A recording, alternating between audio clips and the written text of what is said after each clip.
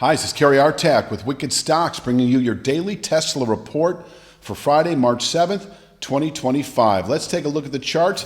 I'm going back several weeks when we closed below this 340.80 to 345.53 area. 340.80, a downside 3/8 Fibonacci from the January low against the more recent December high, and 345.53 is this channel top, two-year channel top that we settled above several months ago, then indicating 507.99 as a 2 to 3 month target. We came close to testing it about a month later, only to come cascading south. It was the settlement 3 weeks ago below 340.80 that then set up 253.88 as our next objective. And this was considered kind of a 1 to 2 month, possibly within 1 to 2 week target, given the symmetry that can occur with these church steeple hyperbolic rallies. And that is essentially what's played out. We got down to 260.02 on Thursday, not far off 253.88. Now 253.88 is part of a range. Kind of the slippage factor below 253.88 is the 249.54 5/8 Fibonacci, which is using the same points, the January low against that December high. This area well suited to contain selling pressures, into later year. I'm giving it an annual status. Now if, and I might as well mention this right now, we were to close below 249.54 today, for instance, present volatility does allow that. I'm not expecting it, but I say allow it because of the state of volatility right now. And I'm just giving you the heads up that if we close today, the week itself, below 249.54, we enter another significant sell signal that was every bit as significant as the one several weeks ago below 340.80. Now anticipating a full 100 points roughly to the downside into the 153.14 to 159.24 area. This could be just as fast. This could be within 3 to 5 weeks or faster.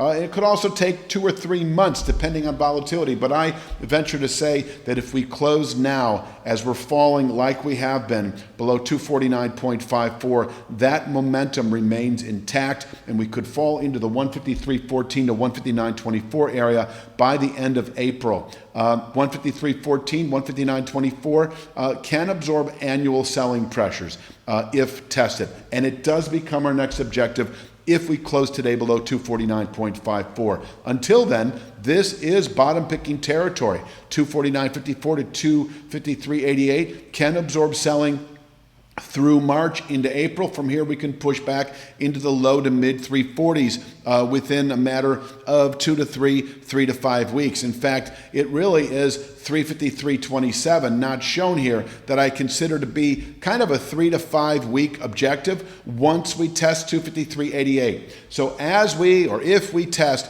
253.88, this channel bottom, all the way down to 249.54. If we test this area today, first off, anybody who's short the market should cover those shorts because we can bounce nicely off of here through the rest of March and into April. And you can also reverse and go long. Go long back into the 340s. I've got 353.27 here as a newly formed descending channel top. I say newly formed because it's based in part on Tuesday's low. 353.27 dropping gradually. It is an area that can absorb buying on a monthly basis. I consider this a realistic 3 to 5 week objective above 253.88 or once we test 253.88, but we've come pretty darn close to testing it as is, and even if we come off it from here, we will be able to say we came very close to reaching our objective. I do want to mention that on Thursday, wickedstocks.com put out a stock pick on Oracle. You might want to check it out. On Tuesday, we put out a stock pick on Taiwan Semiconductor. You can see it all for free by going to wickedstocks.com and taking advantage of our 5-day free trial, where you see not only this week's stock picks, but last week's stock picks, some of which are still very relevant. Also, daily triple Q, daily SPY analysis, weekly analysis, and Apple, S&P 500, NASDAQ 100. You get it for free 5 days up front. So go to wickedstocks.com so you can see the Taiwan Semiconductor and Oracle stock picks. Upside today. Let's cover the day itself to the upside. 293.75. Is it in reach? Now, we do have a 280.42. I think this is our real resistance for the day. We could top out here at 280.42 and still today test 253.88, that long-term support I mentioned a moment ago. If we happen to push through 280.42, there is the very real possibility, being a Friday and all, that by the closing bell, 293.75 in reach. At 293.75, you may consider playing the short side over the following 3 to 5 days back to 253.88, but we've come so close to testing that targeted 253.88 formation that I'm a little reluctant to play the short side of the market so close to that zone. You can do with it as you may. 293.75 is a pivot point one way or the other, and once tested, we can fall away from there into later next week. But if we do close above 293.75, we are then expecting within 1 to 2 weeks the 340.80 to 345.53 region, which is really, as I said earlier, part of a range up to 353.27. So if we close today above 293.75, that 353.27 formation becomes a realistic 2 to 3 week objective.